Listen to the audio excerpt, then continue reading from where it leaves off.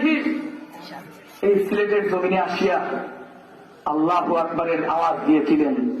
পরিণাম কি হয়েছে আপনারা তো ভালো জানেন। বিল্ডিং তছনছ হয়ে গেছে। এখনো যদি আমরা সেই ঈমান লালন করে সেই ঈমান বুকের মধ্যে নিয়ে যদি আমরা আল্লাহু আকবারের আওয়াজ দেই, ইনশাআল্লাহ কোন কাফির বেঈমান বাংলার জমিনে মাথা উঁচু করে থাকতে পারবে না।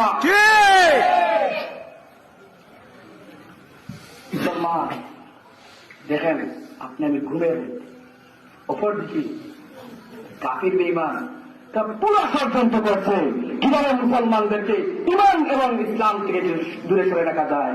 আর এই পরিকল্পনা করে তারা কাজ করছে,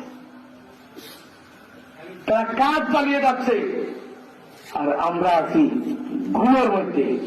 এই কারণে আমরা সর্বদা সজাগ থাকতে হবে। কারণ আমরা সিলেটের মুসলমান, সিলেটের মানুষ, আমাদের মধ্যে আলাদা ঈমানের ক্ষেত্রে থাকতে হবে। এই সিলেটের মাটি আল্লামা গওহরপুরীর মাটি, এই সিলেটের মাটি আল্লামা বাইরমপুরীর মাটি, এই সিলেটের মাটি আল্লামা কাফিয়ার মাটি, এই সিলেটের মাটি আল্লামা বল্লভীর মাটি।